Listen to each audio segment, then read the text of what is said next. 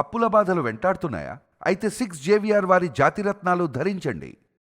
Hi hello నమస్తే, నేను మీ కట్టా కార్తిక్. మనతో ఉన్నారు సీనియర్ జర్నలిస్ట్ డివి శ్రీనివాస్ గారు. సార్ నమస్కారం. సార్ నమస్తే. ముద్రగడ గారికి ఏమైంది? ఆ కుటుంబంలో ఏం జరుగుతుంది? మా నాన్న క్యాన్సరు, మా నాన్న బంధించారు, మా సోదరుడు ఇబ్బంది పెడుతున్నారు అని చెప్పేసి ముద్రగడ పద్మనాభం కుమార్తె క్రాంతి ఈ మధ్యకాలంలో సోషల్ మీడియా వేదికగా వాపోవడం మనం చూసాం. దానికి కౌంటర్గా ముద్రగడ పద్మనాభం గారి పేరుతో ఒక లెటర్ రిలీజ్ అయింది. నేను బాగానే ఉన్నాను, నన్ను నా కొడుకు బాగా చూసుకుంటున్నాడు అంటూనే ఆ లేఖలో రాజకీయ అంశాన్ని కూడా ప్రస్తావించారు. చంద్రబాబు నాయుడు గారు ఉద్దేశిస్తూ కాపు రిజర్వేషన్ అమలు చేయాలని, మా కుటుంబంలో చిచ్చు పెడుతున్నారని, ఇలాంటి అనేక అంశాలని ఆయన చెప్పడం జరిగింది. అంటే ఏం జరుగుతుంది అసలు? అంటే దురదృష్టం. ఇది ఒక రకంగా ట్రాజడీ అనమాట. అంత గొప్ప నాయకుడు, అంత గొప్ప కుటుంబం, సుదీర్ఘ రాజకీయ జీవితం.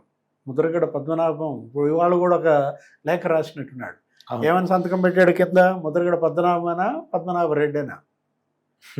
ఎందుకంటే ఆయన నేను పేరు మార్చుకుంటున్నాను పద్మనాభం అని చెప్పి, లేకపోతే పద్మనాభ రెడ్డి అని అసలు అప్లై చేయటం, దాని మీద మళ్ళీ ఒక గజెట్ తెచ్చుకోవటం అంటే పిదప కాలమా, పిదప బుద్ధుల? ఇవాళ ఏంటి జీవిత చర్మాంకంలో ఈ పరిస్థితి. అటు రాజకీయ జీవిత చర్మాంకం మనం చూసుకున్నట్లయితే దగ్గర దగ్గర 5 దశాబ్దాల రాజకీయం. అవును. ఆయన ఏంటి అసలు తెలుగుదేశం పార్టీ పుట్టక ముందే ఎమ్మెల్యే. అవును. 1978లోనే ఆయన జనతా పార్టీ లేదా తెలుగుదేశం, అటు మంత్రిగా, అటు ఎన్టీఆర్ అనుచరుడిగా, సుదీర్ఘకాలం ఆయన శాసనసభ్యుడిగా లేకపోతే పార్లమెంటు సభ్యుడిగా. చంద్రబాబు నాయుడు గారు ఎప్పుడు రాజకీయ ప్రస్థానం స్టార్ట్ చేశారో ముద్రగడ గారు కూడా అప్పుడే కదా సార్. ఇది కదా ఒక రకంగా ఏంటి వాళ్ళని ఇవాళ సహాధ్యాయుడిగా చూడాలన్నమాట. మరి చంద్రబాబు రాజకీయ జీవితం ఎలా ఉంది, ముద్రగడ రాజకీయ జీవితం ఎలా ఉంది అంటే అది అలా కంపారిజన్ అని కాదు. కలిసి వస్తే అలా కలిసి వస్తుంది, కలిసి రాకపోతే ఇలా. ఎవరో కాదు కదా, మీరేసే తప్పటడుగులే ఇవాళ మీ పాలిట ఈ అడ్డంకులు. అన్ని పార్టీలో జాయిన్ అయ్యాడు సార్. జనతా, తెలుగుదేశం, బీజేపీ, చివరికి ఇప్పుడు ఎక్కడున్నారు? వైఎస్ఆర్ కాంగ్రెస్ పార్టీయా? అంటే తన కుటుంబంలో వేరే కుటుంబం కుట్ర చేస్తోందని ఈరోజు ఆయన మాట్లాడుతూ ఇవాళ ఆయన రాసిన లేఖల్లో కూతురు ఏదో ట్వీట్ చేసినట్టున్నారు. ఏది ముద్రగడ క్రాంతి, ఏది వాళ్ళ నాన్న ఖైదు చేశారు, ఇంట్లోనే సరైన చికిత్స అందించట్లేదు, ఆరోగ్యం బాధపడుతోంది, లేకపోతే క్యాన్సర్ అని ఆమె ఆందోళన. జనరల్గా మనకు తెలిసి ఏంటంటే తండ్రి అంటే కూతురికి అపేక్ష ఎక్కువ. అవును, సహజంగా ఉండేది కూడా. ఏ కుటుంబంలో అయినా సరే నీకు తల్లి మీదేమో కొడుకుంటుంది, తండ్రి మీదేమో కూతురుకుంటుంది, కొద్ది మందిలో తప్ప. అలాంటిది ఇప్పుడు క్రాంతి ఆందోళన అర్థం చేసుకోవాలి. తండ్రిగా ఆయన ఇవాళ ఏంటి కూతురు మరి భయపడిందో, తన ఆవేదన చెందిందో, దానికి మళ్ళీ లేఖ రిలీజ్ చేయాల్సిన అవసరం ఏంటి? అసలు ఈ లేఖల వల్లే ఆయన సగం ఈ విధంగా పతనం అయ్యాడు. ఏది సార్, ఆ లేఖ పద్మనాభం గారు రాశారా, గిరి ఏమన్నా రాశాడా అని? ఇప్పుడు ఇవాళ అసలు గిరే ఆయన సంతకాలు పెడుతున్నాడు, ఆయన లెటర్ ప్యాడ్ అంతా గిరి దగ్గరే ఉందని గతంలో మనం చూసాం. వైఎస్ఆర్ కాంగ్రెస్ పార్టీలో చేరిక, ఏది కండవా కప్పుకో. అప్పుడు ఆ గిరి కోసమే, గిరికి రాజకీయంగా పదవి పిచ్చి కోసమే ముద్రగడ గారు రాజకీయంగా ఈ పరిస్థితిలోకి చేరారు అనేది కూడా అంటారు. అంటే పవన్ కళ్యాణ్ పైన మరి అవాకులు చెవాకులు. ఏది అసలు మెగా కుటుంబం మీద ఈయన అసలు తన ఒక ప్రత్యర్థిగా. ఇప్పుడు గతంలో ఆయన రాజకీయంగా ఉన్నప్పుడేమో అద్భుతంగా ఎదిగాడు. ఎప్పుడైతే ఆయన ఒక కులానికే పరిమితం అయిపోయాడో వెంటనే అక్కడే ఆయన యొక్క పతనం. నీకేదో ఉంటుంది, అది వైకుంఠపాళి. ఏది అక్కడ ఏంటి, పావులు ఉంటాయి, నిచ్చెనలు ఉంటాయి. జీవిత పరమపద సోపాన పటంలో ఇవాళ ఏ పాము కరవకుండానే ఆయన ఎక్కడ పడ్డాడు? ఇవాళ ఆఖరి గడిలో పడ్డాడు. ముద్రగడ పద్మనాభాన్ని కరిచిన పాములు ఏమి లేవు. ఈయన ఇంకెవరినన్నా కరిచి ఉంటాడు. కానీ ఒక రకంగా చెప్పాలంటే అటు బీజేపీ, ఇటు తెలుగుదేశం, పిఆర్పి, లేకపోతే ఇప్పుడు వైసీపీ, అడుగు పెట్టని పార్టీ లేదు కదా. ఒక కమ్యూనిస్టు కాంగ్రెస్ లో బాలేదేమో. ఇప్పుడు ఆయన మంత్రిగా పనిచేసినప్పుడు కార్తీక్ ఏమని ఆ ఛాంబర్ ముందు బోర్డు ఉండేదంటే కాపులకు ప్రవేశం లేదు అని. అవునా? తను మంత్రిగా పనిచేసినప్పుడు ఛాంబర్ బయట ఏమని పెట్టాడు? కాపులకి ప్రవేశం లేదు. అదే కాపు నాయకుడిగా, కాపు ఉద్యమ నాయకుడిగా. అప్పుడు వేరు, అప్పుడేంటి బడుగు బలహీన వర్గాల నాయకుడిగా, బీసీ, ఎస్సీ, ఎస్టీ, ఆయన అలా ఎదిగినాడు ఆ కుటుంబం. అట్లాంటి దశ నుంచి ఇప్పుడు సరే కులాన్ని భుజాన్ని వేసుకున్నారు. అప్పుడు ఆ రంగ హత్యోదంతం దరిమిల మీరు కాపు సంక్షేమం అనో, కాపు ప్రయోజనాలను నిజంగా అదే కనుక మీరు కోరుకుంటారు. అప్పుడు చంద్రబాబు 2014-19 మధ్య కాపు మరి కార్పొరేషన్ పెట్టి దేశంలో అసలు ఎక్కడ మనం రాష్ట్రంలో ఈ 70 ఏళ్లలో ఏ ప్రభుత్వం చేయలేదు. అవును. ఏది ఇప్పుడు కాపుల్ని కరివేపాకుల్లాగా వాడుకుని వదిలేశారే తప్ప వాళ్ళకి రాజ్యాధికారం రావాలనేది వాళ్ళ ఆకాంక్ష. చిరంజీవి ప్రజారాజ్యం పార్టీ ఆ రోజు ఏంటి మెగాస్టార్ వెనుక మొత్తం ర్యాలీ అయ్యారు, కానీ అది క్లిక్ అవ్వలేదు.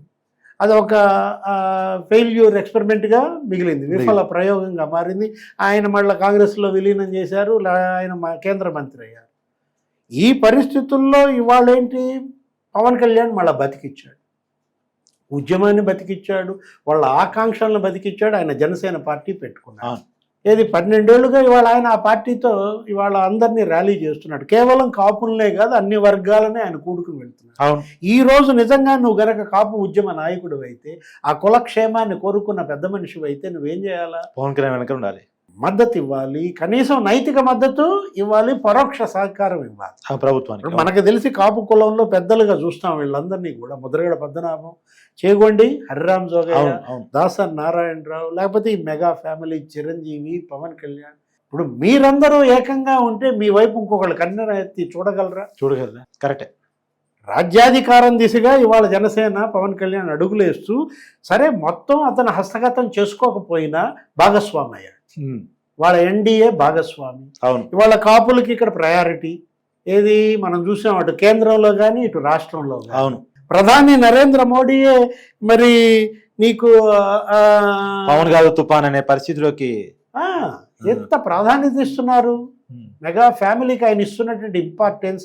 అసలు ఎందుకు చంద్రబాబు ప్రమాణ స్వీకారం రోజు ఆయన అసలు చంద్రబాబు కుటుంబ సభ్యులతో ఫోటో దిగటం కాదు, ఆయన ఏంటి అటు మోడీ పనిమాల పిలిపించుకున్నాడు, పవన్ కళ్యాణ్ పిలిచి మీ అన్నయ్యడు అని అడిగాడు. ఆ వేదిక మీద మనం చూసాం. చిరంజీవి ఎక్కడో ఉన్నారు, అలాంటి చిరంజీవిని చేత్తో లాగి మరి మెగా బ్రదర్స్ మధ్యలో ఇవాళ ప్రధాని మోడీని నిల్చుని తనే పెద్దన్న మెగా ఫ్యామిలీలో అన్నట్టుగా బిల్డప్ ఇచ్చారు. అంటే ఇవాళ ఆ మెగా కుటుంబం ఆ స్థాయికి ఎదిపోయి జనసేన బీజేపీలో ఎంత ప్రాధాన్యత ఇస్తున్నారు. ఆయన అసలు సౌత్ ఇండియా మొత్తం ఉపయోగించుకుంటున్నారు, కర్ణాటకలో ప్రచారానికి వాడుకుంటున్నారు, తమిళనాడులో తీసుకెళ్తున్నారు. ఇప్పుడు సనాతన వాదం అంటూ ఒకటి తీసుకున్నాడు. అంటే కళ్ళ ముందు కాపులకు ఉజ్వల భవిష్యత్తు కనపడుతుంది. అటు సంక్షేమం ఏది ఆ కాపు కార్పొరేషన్కి నిధులు ఇస్తున్నారు, లేకపోతే కాపు రిజర్వేషన్లు 5% ఏదో అప్పుడు చంద్రబాబు చేశాడు.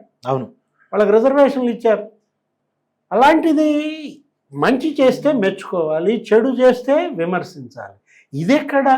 మంచి చేసిన వాళ్ళని విమర్శించడం ద్వారా వాళ్ళ ముద్రగడ కాపులకే దూరం అయ్యాడు, అటు కులానికి దూరం అయ్యాడు, ఇప్పుడు కుటుంబానికి దూరం అయ్యాడు. ఆయన పైన కూతురే తిరుగుబాటు చేసింది.